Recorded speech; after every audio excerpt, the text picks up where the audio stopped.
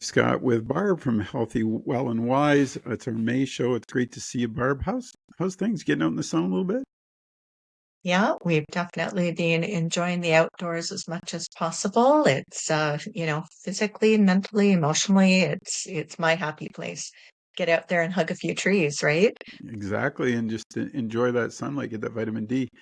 The article coming out in the Hub this month, I thought was really fascinating. It's called "Frozen: Regain Your Flow," and when I read it this morning, there's so many different ways, conversations I thought about, and you and I were talking about some of those off air, and I want to get into it because I thought, boy, you really hit a nerve. Obviously, you hit a nerve with me because I was ranting a bit before.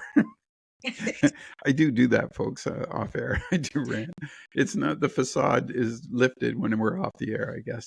But I think there's a lot of stuff here to unpack, and I'm going to let you start with it, and I'm going to throw in a few questions along the way. I hope you don't mind. Okay.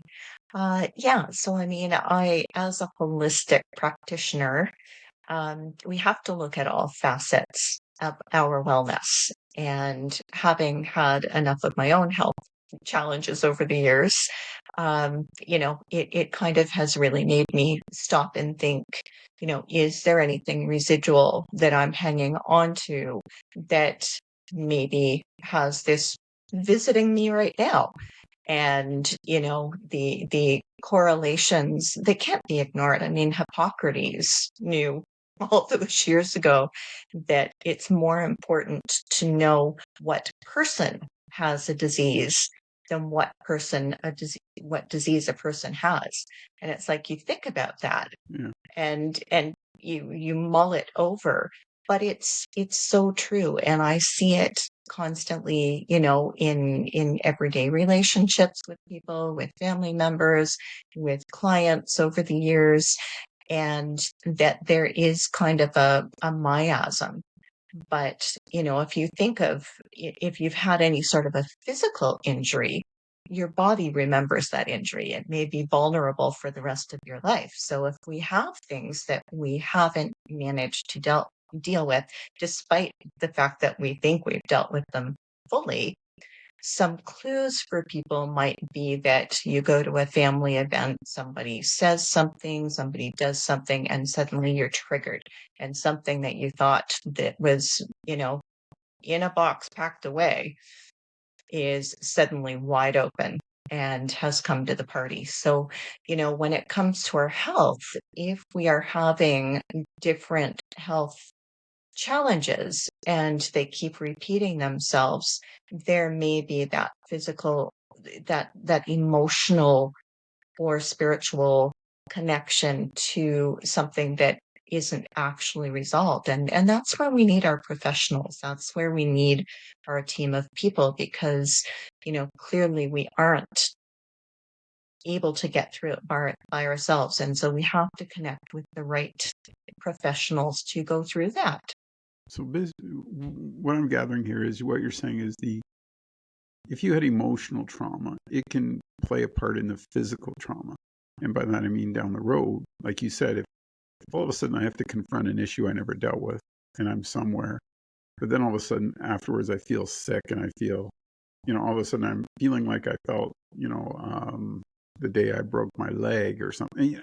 Not to that sense, but this all of a sudden my knee's achy and I feel there's a connection emotional to an emotional trauma as well as a physical trauma. Those can overlap Mhm. each other. Is that kind of what I'm gathering?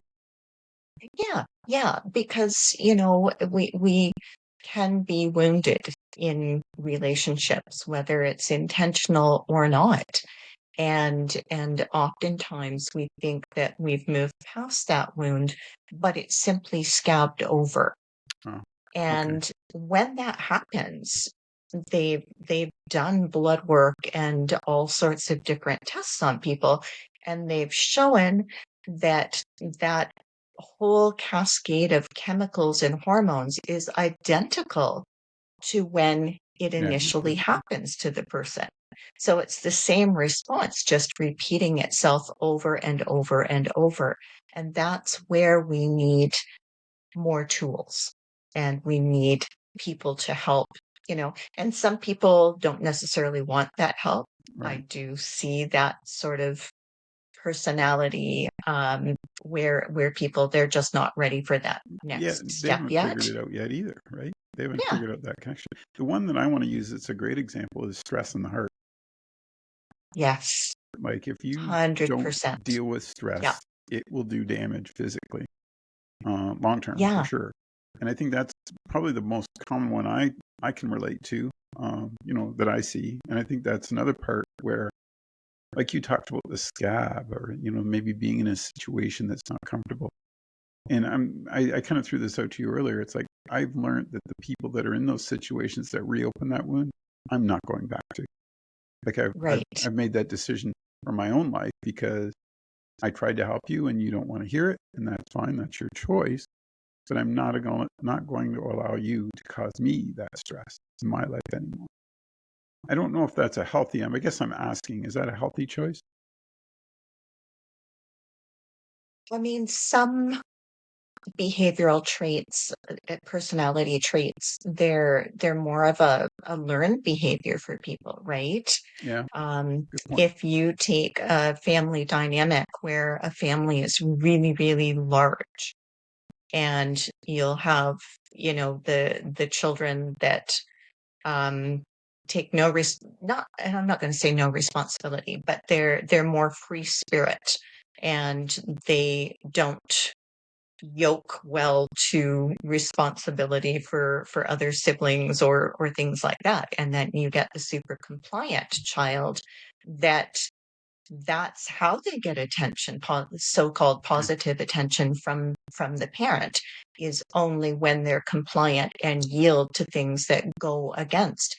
And so that personality type might only get the attention that they crave when they're sick, when they're injured. And if that's happening early enough in their life, then that may set them up for a lifetime of not avoiding injury to themselves, or not necessarily wanting to be 100% well, because that's how they identify with the type of attention that they are stuck in believing is healthy attention. And so those are miasms, and different traumas create different energy patterns, different behavioral patterns. So it's understanding where that's coming from, and if they're ready and willing to delve into that, because sometimes the healing process can feel like you're shattering from the inside out. And the reason I titled it Frozen for the article is that some of us are literally frozen, holding on to things that we don't know how to deal with. But or if let you go of. think about it, and you've got a chunk of ice Hmm. and you drop it in the bathtub, and it will shatter, but as it thaws, it will come back to a form again. Hmm. And that's just life. That's just nature. There is a flow. And the more that we dam things up within ourselves, life's still happening all around us. It's just finding a different course. And the more we're creating resistance, the more pressures against Yeah, us. those elements can all play into that mental health aspect too. The physical, I'm going to reverse it for a second. The physical trauma, like the physical trauma, let's say you've broken something and you're laid up for 6 weeks. Well, the emotional, the mental aspect can have an effect there, where it's almost reversed, where you might be getting depressed or dealing with anxiety, trying to get through this physical situation. So it flows Mhm. both ways, doesn't it, that way? It really does. And, when you go back to how that break was caused, if it was caused Right. by a loving family, a family member, a Yeah. trusted family member, and there was, a deliberate act of violence, that's going to Yeah, have a that's different another trauma. emotional Yeah. pattern on the person. If you were T-boned in an intersection, Yeah. then think about how you approach intersections there going forward. If you're the driver versus the passenger and you saw it was happening and you're helpless to do anything about it. So it's there are things that imprint upon us, and it is a matter of understanding what that backstory is. Not everybody else's baggage is our baggage, and I don't mean that in an unkind way, No, I agree with you. but You can only do so much. we all know people that come up to us and it's like verbal vomit of everything that's happened Right. to them in their life. And that's a very damaged inner child. I've been following recently a really fascinating doctor, Dr. Gabor Mate, and I've been enjoying listening to his podcasts. And it's given me a lot of time for reflection as well. But in my own practice, I've been interested in the interplay of chronic digestive problems and that gut brain connection, Yeah. but also the aspect of autoimmunity, where it's like, is this a total denial of self, a total turning on self, um, that somebody's experiencing that makes somebody more prone to an autoimmune disease? Like, there's just so many new nuances of psychoneuroimmunology, and I Yeah. love that word. It's just such a crazy good word. But yeah, those connections, what Hippocrates understood 2,500 years ago plus, Right. It science has actually been able to prove identify that. and Yeah. prove those things. The other part of that too, that kind of when you were talking about that, is just the people that earlier they crave attention, so they may feel ill to get the attention. So that becomes a different dynamic again. That's more the mental health issue of not being able to understand or cope with situations. So it does play, because then I think it creates that thing where it's like, oh my goodness, is this going to kill me? Right. And, no, it's not. It's this, you're fine. But I think too, that almost leads itself into that season Hmm. of discontent where they can't find that middle ground. Hmm. Yeah. Yeah. It's we're complicated but simple Yeah. beings. Right, exactly. Well, and I And think too, if you're taking care of yeah. your physical health, I will go the other way, because I think if you're active, you're outside, what we just talked about, if you're doing things, the mental health Oh, cleans itself out a little bit, because yeah. you're allowing your own time for your own mind and body to do something it enjoys or it needs. And then all of a sudden the health concerns are starting to slide a little bit. Maybe that headache you had is going away. Maybe that, Right. or sore foot isn't so sore when you're up on doing something that you want to get done. So I Yeah. think there's that mental part too, where we kind of get stuck sometimes not seeing it. One other thing that you brought up that I thought was really interesting, and I just written a piece on it. I think it might be in this one coming out May, was the disconnection that you and I may have with our kids, in the sense their world is totally different from yours and mine. You know what I mean? And one of the pieces that I wrote about is, I think today's generation looks at things where you and I'm going to use this as an example, it's a random example. Banks, insurance companies, they see them as scams, whereas we see them as a necessity. We see work, because of the generation you and I grew up in, as a necessity. We need to work. That's who we are. That's all we know. They see work Hmm. as a secondary. They see life, then work. You know what I mean? And I was just looking at all these things and I'm like, well, of course we're going to be, we should be different. Like, a lot of people don't want to accept that. And it's not a Hmm. negative. And I think that's kind of where I was on reading your stuff, is like, you're not being negative about it. The acceptance and understanding to move through something at our age and at their age, because Yeah. you and I had our shot. You know what I mean? They're going to see the world differently, and we need to actually get on board or get out of the way and quit being Hmm. resistant. Because I thought it was funny, because I always remember your parents or your grandparents would say, well, in my day, it's like, well, Hmm. it was referring that you're not doing enough. And now as we grow older, we're like, well, that ain't the way we do it. But Yeah, that's right. It shouldn't be the way they do it, right? So I got off on a little rant there, but I thought the mental and physical components that you were talking about were so ingrained that way too, because they see maybe more of a need to take care of themselves on that emotional, physical side, where we were like, well, Hmm. it doesn't matter if you got a headache, you got to go to work, right? Right. So it's a different, Yes. like, I like that your piece dives into all that different sort of looks at all those different areas because I think that's something we got to accept and move through, don't you? Hmm. Yeah. Yeah. It's humans are. I think the animal world has much clearer communication. well, no, we're constantly evolving. Where the lions Slowly. still might hunt the same way they have for forever, right?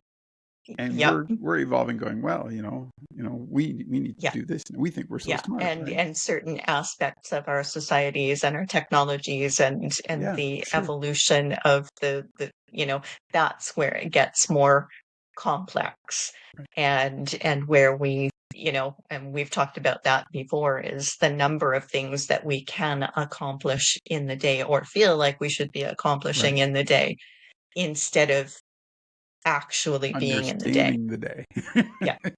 being part of the Hmm. day, not the Lord Yeah. overseer of the day, just taking as it comes and dealing with. And that's another scenario where we didn't even talk about unfrozen. Regain your flow is just dealing with things on a daily basis can run you Yeah. down mentally and physically. Hmm. It's to the point where they don't even understand what's going on anymore, right? In their lives. Yeah. Sorry, I didn't quite No, hear that, so Dave. they really don't even understand what's going on in their lives. That's what I was finishing with. Is you just No, no, 100%, 100%. Or their interpretation. And that's, another if great point. you've done speaking before, I've done speaking, Yeah, you could have 1,000 people in the room. And nobody has the same takeaway. no, Nobody, if you said something that happens to be an emotional trigger for somebody, then they're going to yeah. glom on a totally different part of what you're trying to convey than the next 999 people. So it's Isn't that? yeah, Yeah, yeah, that's so true. it's fascinating. Well, their Um, perception is their reality. So what you're saying might be totally different, but their perception and how they perceive it and their reality mhm, might be totally different than yours and mine. So you're right. I mean, you're always dealing with that different fragment of a mhm, society or of a mind that yeah, sees things in a different light. And that brings us to the positive point. We sort of ranted. Like you said, you gotta deal with the emotional stuff and the physical stuff so that you can get yourself. And I love that the concept you said about a team. I think that's critical. It's so critical. yep, yep. It's all connected, that ebb and flow. Everybody does go through challenges, but it is something that, we can commune with nature. We can breathe. We should breathe. We need to, the different things like our nutrition, and Yeah. as hard as that can be, that's actually the easy part of it. Right. That's a very tangible part of it. And the amount of activity that you're involved in. We have to get out there. We must keep more than just the mind busy. That's what helps us process. Some people do really, really well in rhythm type jobs like washing dishes or folding laundry, and it allows them to think through a problem or through a situation in a way where they have more perspective. So I really encourage people to find that space, whether it's a hobby, whether it's, talking with a friend, going for a walk, and just not talking at all, but just having somebody else that you're comfortable with in your space. But we do have to find that balance, Yeah. because it's not an all or nothing. I'm going to take it one step further too on that because when you said about talking to a friend or going outside, but talk to a friend not like this. Do it Mhm. one-on-one, like for real. Yeah. Because I think that's the other Yep. part that we're really missing now. You can pick up on, we've talked about this before, you pick up on body language, you understand what the person's concept is, their focus is, you're focused on each other, the outside distractions go away. And that's just, it's becoming a lost art. I hate to say it, but It it is. is. And it's Mm-hmm. critical for everyone because communication then is developed and continues on in a different form. And if we lose that, well, boy, you're going to be super busy. For sure. Yeah, the art of holding space, right? Yeah, exactly. Yeah. Yep. Um, I think do you got anything else to add? Because I'm gonna go outside now that I've had my rant with you this morning, and hopefully sorry, but I think it was such good. I love the topic because it really is provoking, and I think we need to address both the physical and mental issues and the Yeah, overlay that you've sort of brought to our attention. It needs to be addressed. You need to have that team. Everybody needs it. for sure.